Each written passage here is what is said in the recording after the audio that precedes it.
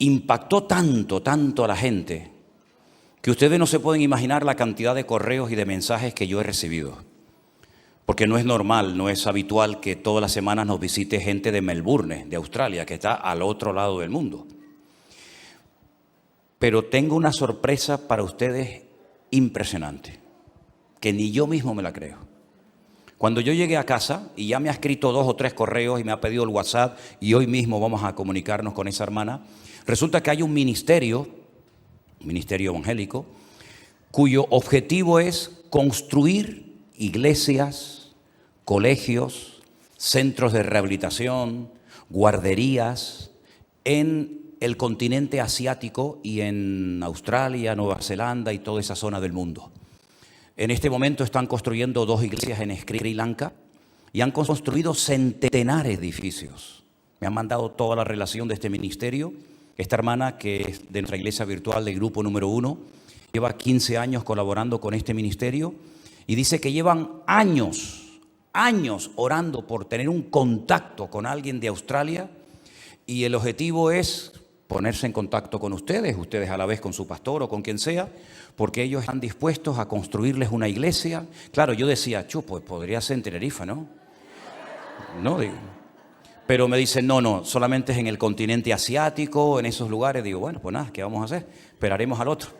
Entonces, después del culto, vamos a ponernos en contacto con este ministerio, hermanos, porque hace muchos años que llevan orando para poder hacer algo, para invertir en Australia. Y miren, hermanos, el mundo es un pañuelo. Si el Señor les ha traído hasta aquí y a través del saludo que dieron el otro día, el Señor permite que construyan allí una iglesia o un colegio o lo que sea, pues nosotros también nos gozaremos y nos sentiremos parte de todo esto, porque somos uno en Cristo Jesús y damos toda la gloria y toda la honra al Señor. ¿Cuántos dicen amén? Bendito sea Dios. Gloria a Dios. Qué bueno. Qué bueno. Alabado sea nuestro Dios. ¿Hay alguna persona que está de visita por primera vez en esta tarde, aparte de los hermanos que han venido de Suiza? ¿Usted? ¿De dónde es usted? ¿De los Estados Unidos? ¿De qué parte? De Miami. Sí, Florida, sí. Y está por primera vez aquí en la iglesia. ¿Cómo se llama usted? Eduardo. ¿Y cómo contactó con nosotros?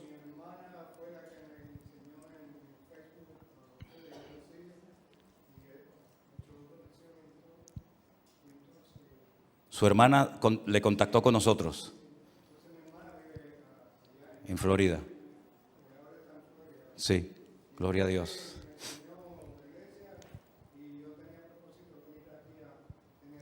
Venga por acá, porque los que están en casa muchas veces nos dicen, es que no oímos nada. Y entonces dice, oye, póngale el micrófono, porque los que están en casa, que son centenares de personas, pues también quieren escuchar. Me decía que fue a través de su hermana. Disculpe, sí. Sí, mi hermana fue la que me enseñó el Facebook a la iglesia, entonces yo tenía propósito de venir aquí y entonces a Tenerife y dije, bueno, mi propósito va a ser también la iglesia, que se dio bendiciones, y entonces creo que ya la hemos visto por las redes, ahora quería verla físicamente y conocer a los hermanos. Les deseamos muchas bendiciones en todas las tareas que se han propuesto en el Señor, y que Dios los bendiga. Gloria a Dios. Pues un aplauso a nuestro hermano que nos visita esta tarde. Dios le bendiga, mucho gusto, un placer. Dios le bendiga, bienvenido. Gloria a Dios, qué bueno es el Señor. Muy bien, hermanos. Los niños, por favor, si pueden ya pasar a sus clases de la escuela dominical. Los demás nos vamos a quedar aquí, por favor. ¿Usted tiene ya Biblia? ¿Tiene usted una Biblia? ¿Sí? Sí, está bien. ¿Hay más personas que están por primera vez esta tarde en el culto? ¿Sí? ¿Cómo se llaman ustedes? ¿Se ponen de pie? ¿Me dicen fuerte su nombre? ¿Perdón? Ramiro. Y Marisa. ¿De dónde vienen? De Argentina. Pues oye, pues, madre mía, cada vez vienen de más lejos, ¿no? Cada vez. ¿De qué parte de Argentina? ¿Perdón? Buenos Aires. ¿De qué parte de Buenos Aires? Lanús. Uy, conozco muy bien Lanús. Lanús, Morón, Liniers, todas esas zonas las conozco muy bien. Pues le damos un aplauso de bienvenida, que el Señor le bendiga. Bienvenidos, bienvenidos. Gloria a Dios. Argentina, Australia, Suiza, Estados Unidos. Gloria a Dios, gloria a Dios. Dios es bueno y para siempre su misericordia. Bendito sea Dios. Ayer tuve una reunión con algunos de los colaboradores, de los coordinadores de la iglesia virtual. Déjenme decirles, como me dice uno de ellos, la iglesia virtual va a 10.000 kilómetros por hora. Todos los días, docenas y docenas de personas se inscriben, se anotan, participan, ofrendan, ayudan, oran. Es realmente una auténtica revolución espiritual lo que el Señor está produciendo. Desde esta pequeña isla, desde esta pequeña congregación, el Señor está haciendo cosas tremendas porque dice que Él coge lo que nadie quiere, lo vil y lo menospreciado, ¿verdad? Muchas veces lo hace al revés el Señor, ¿no? Y en esa reunión que tuvimos ayer, estuvimos hablando acerca de enviar a 3 hermanos de la iglesia virtual, colaboradores, a México. Y orábamos al Señor en la reunión de anoche y decíamos: Señor, provéenos de un lugar en la capital, en el Distrito Federal, para poder juntar a la gente. O de lo contrario, vamos a tener nuevamente que alquilar un salón de un hotel. Bueno, pues aún no había terminado la reunión y una hermana de Estados Unidos contactó con unos hermanos de México diciendo que ellos tienen un salón para más de 300 personas que los ponen a disposición de la obra. Solamente tendríamos que alquilar las sillas o comprar las sillas. Es decir, yo lo que noto en todo esto, no quiero decir que Dios tiene prisa, porque tal vez no sería correcta la expresión, pero sí puedo decir que yo noto que Dios tiene muchas ganas de hacer cosas grandes. Yo creo que ha llegado un tiempo especial y no sé por qué el Señor nos ha permitido disfrutar de Él, pero sí estoy plenamente convencido de que nuestra vida tiene que adaptarse a los tiempos. El Evangelio sigue siendo el mismo, pero por otra parte vemos nuestra incapacidad. Decir: Señor, ¿cómo vamos a poder atender a tantas personas, a tanta gente que nos llama prácticamente todos los días, ¿verdad? Hoy, por ejemplo, me mandaba el hermano Osman, donde predicaba también, hoy le tocó predicar a Anderson para Colombia, y estaba el salón repleto, ¿verdad? El salón estaba llenísimo de gente, ¿verdad? Y es una iglesia que todavía yo no he tenido la oportunidad de ir, pero nació en plena pandemia, nació en pleno confinamiento, y esa obra no para de crecer. Y en este momento hay grandes y medianos grupos que ya están alrededor de una pantalla de televisión o de internet viendo las reuniones. Ya tenemos un local alquilado hace algún tiempo en la ciudad de Las Vegas. ¿Quién nos iba a decir a nosotros que la primera ciudad de los Estados Unidos donde íbamos a abrir una iglesia, Centro Evangélico Vida Nueva, iba a ser nada más y nada menos que en el estado de Nevada, en Las Vegas? Pues ya allí está funcionando y allí están los hermanos ahora mismo viendo el culto.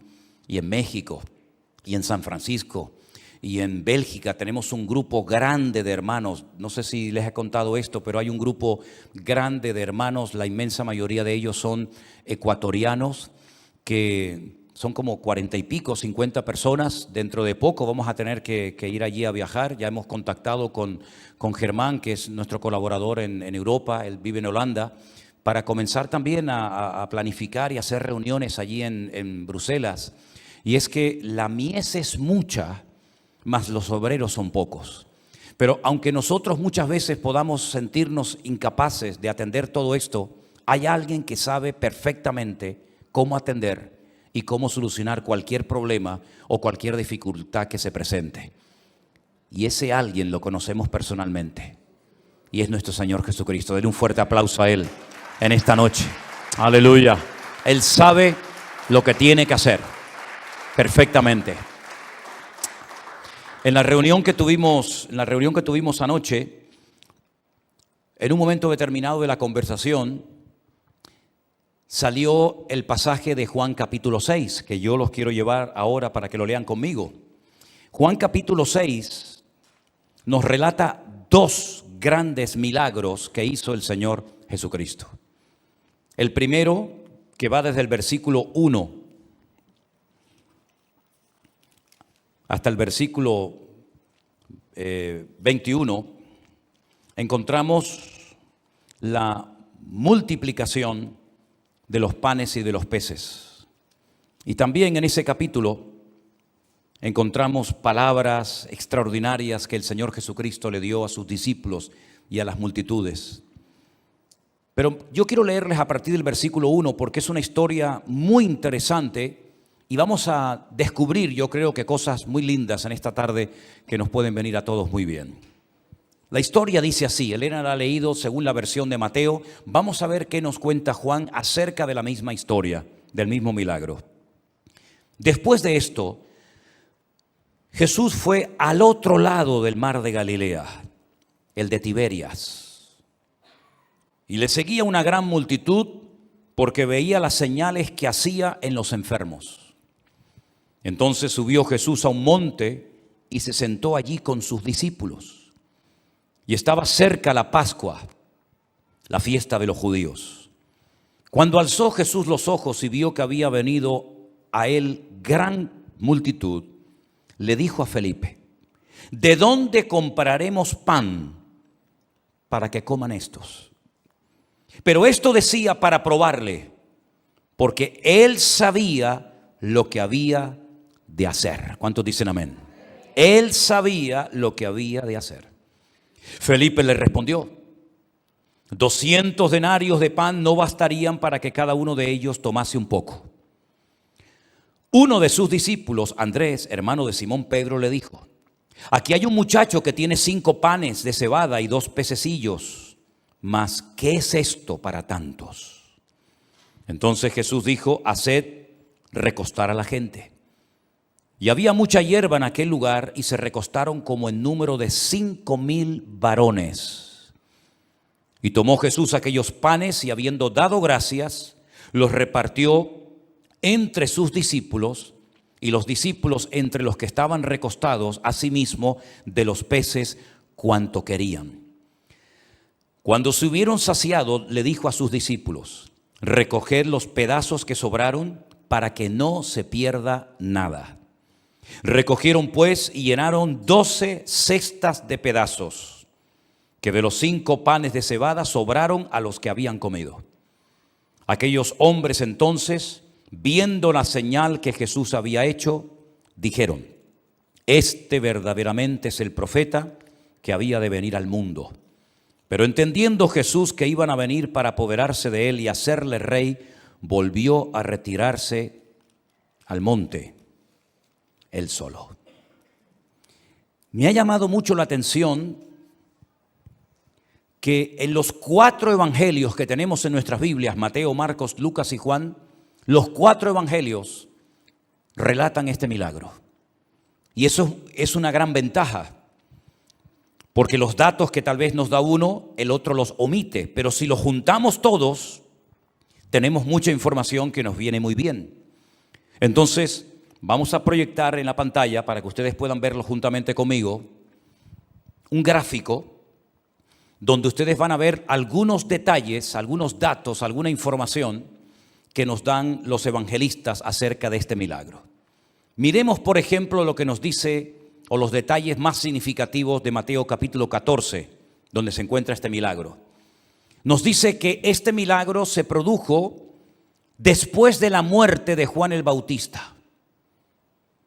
Le llega la noticia al Señor Jesús que a Juan el Bautista le han cortado la cabeza, lo han decapitado, y entonces él dice que se va al desierto solo con sus discípulos, pero la gente se dio cuenta de a dónde iban y entonces dice que lo siguieron. Pero en principio la idea, según Mateo, era irse al desierto, tal vez un poco a encajar aquella noticia dura y triste, ¿no?, de la pérdida, de la muerte de Juan el Bautista. Eso solamente lo cuenta Mateo, ninguno de ellos, ningún otro discípulo más. También destaca Mateo que cuando Jesús vio las multitudes que lo seguían, tuvo compasión de ellas. Pero lo curioso es que los discípulos, según la versión de Mateo, le dicen al Señor, asustados porque dice que ya empezaba a declinar el día, le dijeron al Señor: Señor, diles que se vayan, despídelos. Porque veían que la gente estaba hambrienta y no iban a poder solventar aquel problema tremendo que se les avecinaba. despídelos. Sin embargo, el Señor Jesucristo le rompió todos los esquemas. Les lanza un desafío tremendo y les dice, no, de despedirlos nada. Dadles vosotros de comer. Es una orden, no es una sugerencia, no es una propuesta, es una orden, un imperativo. Dadles vosotros de comer. Pero también vuelve a salir la cifra de los 5 panes y de los 2 peces, como diciendo, hay algo, pero realmente no es suficiente para dar de comer a tanta gente. Lo que sí destacan los 4 evangelios es que la gente se sació de tal manera que al final recogieron, como les había dicho el Señor, todo lo que había sobrado, y Mateo dice que 12 cestas, una para cada discípulo, sobró de panes y de peces. Pero hay un detalle que me ha llamado mucho la atención de Mateo, que no lo encontramos ni en Marcos, ni en Lucas, ni en Juan, y es que Mateo dice que había 5,000 hombres sin contar las mujeres y los niños. Y ese dato es muy interesante, porque quiere decir que cuando leemos el milagro de la multiplicación de los panes y de los peces y que comieron 5,000 personas, no es realmente así el dato. Si había 5,000 hombres, y todos sabemos que siempre en cualquier reunión de tipo, vamos a decir, espiritual o religiosa, siempre el número de mujeres duplica el número de hombres. Eso quiere decir que como mínimo entre hombres, mujeres y niños, estamos hablando probablemente de entre 15 y 20,000 personas que comieron ese día en el desierto. Así que de 5,000 nada, 5,000 hombres, sin contar mujeres y niños, según nos dice Mateo. Veamos los detalles que nos dice Marcos. Marcos dice que el lugar era desierto, el lugar era tranquilo, y dice algo que me llama la atención. Dice que estaban tan ocupados atendiendo a la gente que no podían ni comer. Y ese versículo lo tenía yo siempre presente ahora en este viaje que hicimos a Estados Unidos, cuando ni siquiera podíamos comer de tantas cientos y cientos de personas que teníamos que atender. Dice que como no tenía ni siquiera tiempo ni para comer, se los llevó al desierto para descansar. Luego, el descanso en la vida del obrero es fundamental. Un obrero cansado no rinde, no funciona. Nuestros cuerpos han sido creados por el Señor, pero necesitan descanso, buena alimentación, descanso durante la noche. Es una lástima ver creyentes que no se cuidan en cuanto a su salud, en cuanto a su aspecto físico, me refiero. Hay algunas personas que creen que es cuestión de trabajar y trabajar y trabajar, aunque finalmente termine dándome un infarto o una úlcera o coja una depresión por el excesivo trabajo. Eso no es de Dios. El obrero tiene que descansar. Y aquí vemos un ejemplo de cómo el Señor dice, no, ahora es tiempo de descansar, vamos al desierto para que ustedes se renueven sus fuerzas. Pero todos sabemos que la multitud lo descubrió y al final otra vez tuvieron que atender a la gente. Vuelve otra vez a mencionar Marcos que tuvo gran compasión de las multitudes, porque dice, eran como ovejas sin pastor. Qué terrible, ¿no? Tanta religiosidad, tanto templo, tantos sacrificios, tanto ritual en Jerusalén, pero al final las multitudes están desatendidas como ovejas sin pastor. Y otra vez destaca en el Evangelio según San Marcos lo que le dijo el Señor a sus discípulos, dadles vosotros de comer.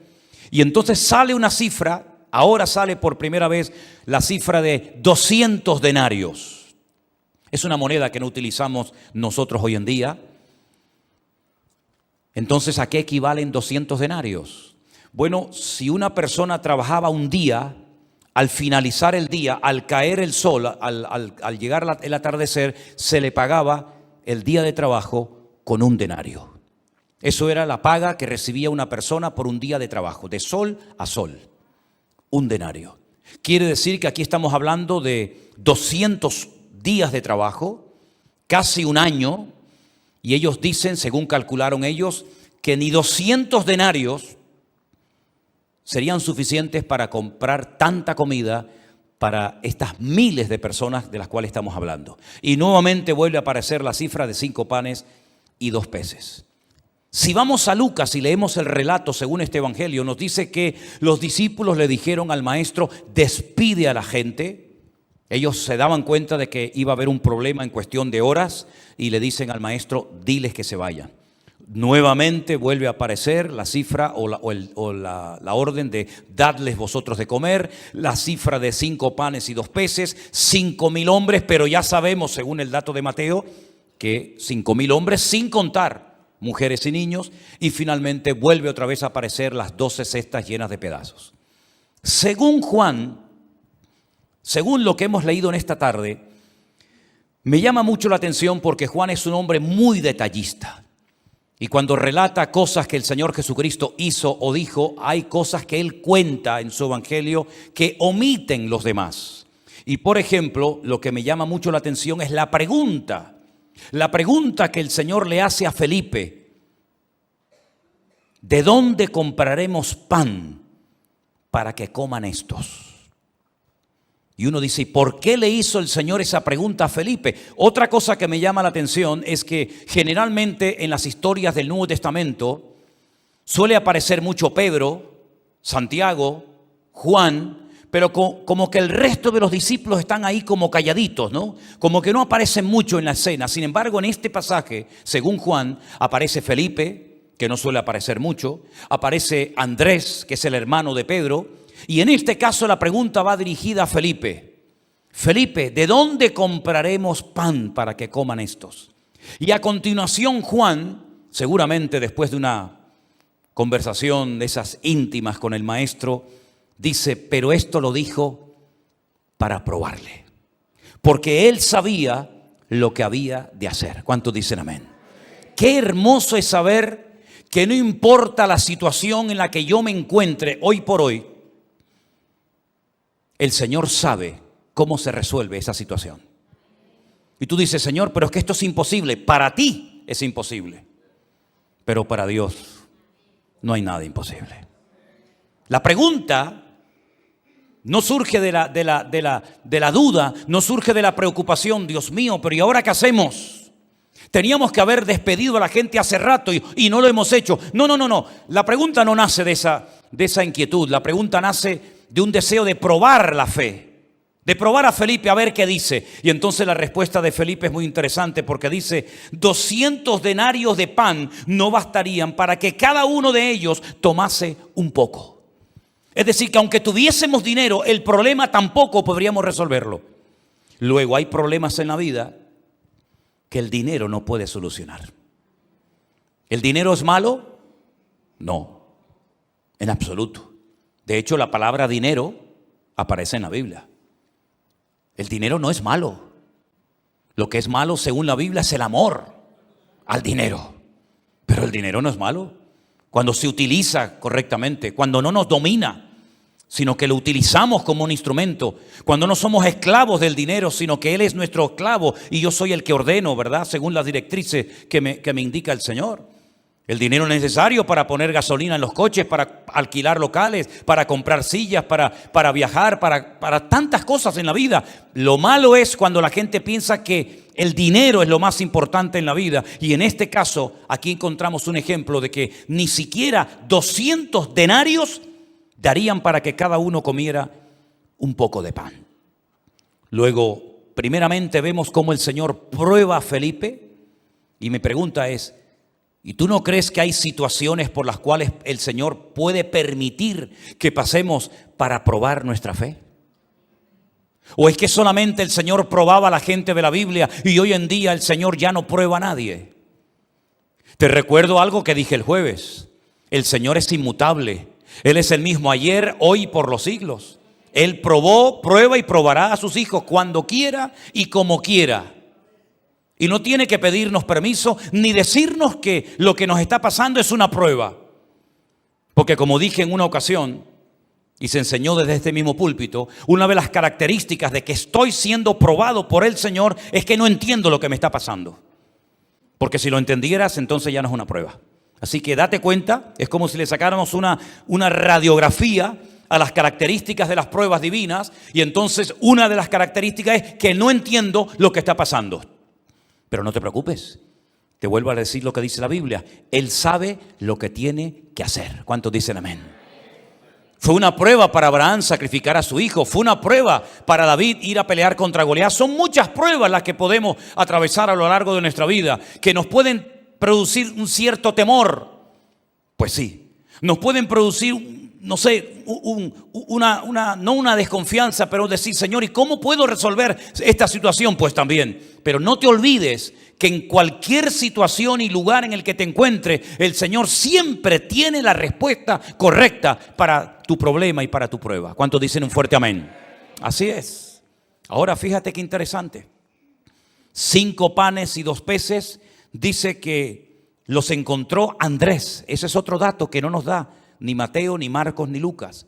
Andrés dijo, hay un muchacho, hay un joven, un niño, un chico, que tiene 5 panes de cebada y 2 pececillos. Pero a continuación dice, los encontré, tenemos algo, pero a continuación le asalta la duda y dice, mas, ¿qué es esto para tantos? Hay tantas cosas que nos enseña este pasaje bíblico. Y es que lo poco en las manos del Señor, con su bendición, alcanza y sobra. No tenemos que preocuparnos, hermanos, sino más bien ocuparnos de cumplir con nuestras responsabilidades y deberes como creyentes. 5 panes, 2 peces, bueno, es algo, pero al fin y al cabo no sirve para nada.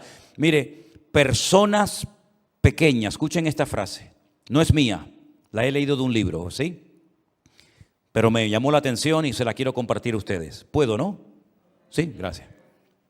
Aunque me digan que no lo voy a hacer. Bravo, ¿no? Personas pequeñas, en lugares pequeños, haciendo cosas muy pequeñas, pueden cambiar el mundo. ¿Qué te parece? Te la voy a leer otra vez. Personas pequeñas, en lugares pequeños, haciendo cosas muy pequeñas, pueden llegar a cambiar el mundo. Bendito sea Dios. 5 panes y 2 peces, tal vez fue la merienda, la comida que su madre le dio ese día a su hijo. Pero él se desprendió y puso lo poquito que tenía en las manos del Señor. Y hay algo que Juan dice que a mí siempre, de toda la vida, cada vez que he estudiado y leído este pasaje, me emociona. Y es lo que hace el Señor en el versículo 11. En el versículo 11 dice, y tomó Jesús aquellos panes y habiendo dado gracias, los repartió entre sus discípulos, los discípulos entre los que estaban recostados, asimismo de los peces, cuanto querían. Hay algo que el Señor hace. En un evangelio dice que los bendijo y después a continuación los repartió a sus discípulos y a su vez los discípulos a las multitudes hambrientas. Y está bien, pero Juan añade algo más. Juan dice que el Señor, antes de repartir los panes y los peces, antes de bendecirlo, es decir, antes de orar, dio gracias. Y esa actitud de constante y permanente gratitud en nuestras vidas es lo que marca muchas veces la diferencia entre un cristiano carnal y un cristiano que ama y quiere obedecer al Señor. Señor, no entiendo nada. No sé por qué me está pasando esto.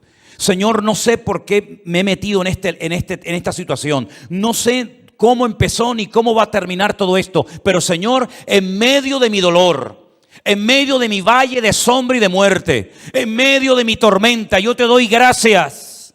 Porque sé que tú estás conmigo y nunca me abandonarás. Esa actitud de constantemente dar gracias a Dios por todo es bíblico. Es un mandato bíblico. Dad gracias por todo siempre al Señor. Por lo que entendemos y por lo que a lo mejor nunca entenderemos. Porque el Señor, gracias a Dios, nunca nos llama para que lo entendamos todo. Seríamos como pequeños diosecillos, ¿verdad? Que lo entendemos todo. Hay cristianos que a veces tienen esa actitud, como que lo saben todo y lo entienden todo. No me digas que lo entiendes todo. Pues como dijo aquel, solamente sé que no sé nada, ¿verdad? Yo no entiendo las cosas, no sé cómo se va a arreglar esta situación. No sé cómo vamos a poder alimentar a esta multitud, pero solamente sé que aunque estemos en el desierto, si el Señor está en nuestro desierto, Él sabe lo que tiene que hacer. Y yo, amén, y yo les recuerdo, hermanos, Algo que cuando yo, entre comillas, puedo decir que descubrí, me animó mucho y me bendijo mucho saber que la palabra desierto, no desierto, desierto, que eso es amén, amén en hebreo, sino la palabra, el lugar, el desierto en hebreo es Bamidbar. Y hay un libro en nuestra Biblia que se llama en hebreo Bamidbar, que es el libro de Números. Que yo no sé por qué le pusieron ese título, cuando el libro no se llama el libro de Números, sino el libro de En el desierto, o Bamidbar en hebreo. Y si tú analizas esa palabra, Bamidbar, en el desierto, vas a encontrar que en medio de la palabra hay lo que se llama en hebreo una raíz. Y la raíz siempre suele estar compuesta generalmente por 3 letras. Y esas 3 letras que están metidas dentro de la palabra Bamidbar o en el desierto, son la raíz o es la raíz del verbo dabar o el verbo hablar. ¿Y qué significa esto? Que si tú analizas a la luz de las Sagradas Escrituras lo que pasó en el desierto, el tiempo que el pueblo de Israel estuvo en ese lugar, te vas a dar cuenta que fue el lugar donde más habló el Señor, donde más milagros vieron, fue en el desierto. De hecho, el otro día leía, y se lo compartí a Elena, que en el mismo día que entraron a Canaán, el mismo día que ya salieron del desierto definitivamente para no habitar nunca más en él, ese mismo día dejó de caer maná del cielo. Nunca más volvió a caer maná. 40 años todos los días, menos el día de reposo, caía el maná. Salían, recogían todo lo que querían y comían cuanto querían. Un milagro que duró 40 años consecutivos, de lunes a viernes, hasta la caída del sol, todo el maná que quisieran. Entran a la tierra prometida y automáticamente nunca más cayó ese producto, ese pan del cielo. ¿Dónde hizo Dios los milagros más grandes para su pueblo? En el desierto. En el desierto le hablaban a piedras y salía agua de ellas. En el desierto venían las codornices cuando se quejaron y dijeron, queremos comer carne. Y Moisés dice, carne, pero hombre, pero vamos a ver, pero tampoco seáis tan exigentes, ¿no? ¿Cómo vamos a comprar carne en el desierto si somos casi 2 millones de personas? Y el Señor le dijo, dile al pueblo que van a comer carne. Y van a comer tanta carne que le va a salir por las narices. Y van a terminar aborreciendo. Y dice que el Señor comenzó a traer un viento y caían solas en el campamento las codornices, que yo no sé si ustedes han comido codornices, pero están riquísimas. Y comenzaron a caer miles, millones de codornices. Y dice que llegó a la altura de 90 centímetros. Se lo traduzco en el sistema métrico decimal. 90 centímetros así de altura de codornices. Ni te tenías que agachar, sino hacías así, una para el caldero, otra para el caldero, otra para el abuelo, otra para la prima. ¿No querían comer carne? Yo soy capaz de proveerles a ustedes agua, carne y lo que haga falta. Pero déjense de quejar, déjense de lloriquear, déjense de lamentarse y clamen a mí como mi siervo Moisés, que mientras ustedes están quejándose, y mientras ustedes están hablando de apedrearlo, mi siervo va a mi presencia y se pone a orar, y entonces yo le respondo y le enseño el milagro. Llegaron a las aguas amargas de Mara, fue uno de los devocionales de esta semana, si ustedes lo recuerdan. ¿Y qué pasó? El pueblo quejándose, el pueblo lamentándose, querían apedrear, querían matar a Moisés. Moisés clamó y el Señor le dijo, mira, aquel árbol coge, lo echas dentro del agua y las aguas ya se pueden tomar. Milagro tras milagro, pero era uno detrás de otro, hermano. Tienen calor, sí, no se preocupen. Yo les voy a traer una nube que los va a cubrir para que el sol no los derrita en el desierto. Tuvimos una experiencia muy curiosa cuando estuvimos en Torreón, en México, ahora hace unas semanas atrás. Había un sol abrasador encima de nuestras cabezas mientras estábamos haciendo el culto en un patio de una casa. Y se produjo un incendio lejos y el viento comenzó a traer como una nube y se paró frente al sol y nos cubrió y fue una maravilla, por lo menos para mí que estaba allí al sol y no me derretí con el calor abrasador de allí del desierto. 40 años el Señor les mandaba un paraguas todas las mañanas para que su pueblo estuviera en la sombra, ¿verdad? Pero por la noche en el desierto hace mucho frío. Y entonces venía una columna de fuego que calentaba a todo el campamento de Israel durante 40 años, hermanos. Agua, codornices, sombra, fuego, lo que haga falta en el desierto en Bamidbar. Y aquí encontramos ahora un milagro que se produce no en una gran ciudad donde hay recursos, sino en el desierto donde no hay recursos, donde no hay dinero, donde no hay posibilidad alguna de resolver el problema. Pero en ese desierto estaba el Señor, estaba el pan de vida. Él dijo en una ocasión: todos los que comieron el maná en el desierto murieron, pero el que coma de mi carne nunca morirá, sino que vivirá eternamente. Porque yo soy el verdadero pan del cielo que ha descendido a vosotros. Así que, mis queridos hermanos, asegúrate de que en tu desierto no estés solo, sino que el Señor esté contigo. Porque estando el Señor con nosotros en el desierto, en la montaña, en la cueva, en la tormenta, donde sea, en paz me acostaré y asimismo dormiré, porque solo tú, Señor, me haces vivir confiado. ¿Cuántos dicen amén? En este milagro vemos que el Señor da gracias por lo poco. Podía haber dicho: pero ¿esto qué es? Vamos a ver, ¿esto qué es? 5 panes, 2 peces, aquí hay 15, 20 mil personas, por favor. No, el Señor no descarta lo pequeño, sino que el Señor toma aquella pequeña ofrenda, por decirlo de alguna manera, lo bendice, da gracias, lo multiplica, y no solamente se saciaron, sino dice en los 4 evangelios que recogieron cestas llenas de pedazos que habían sobrado, porque el Señor no quería que nada se tirara, sino que todo se usara para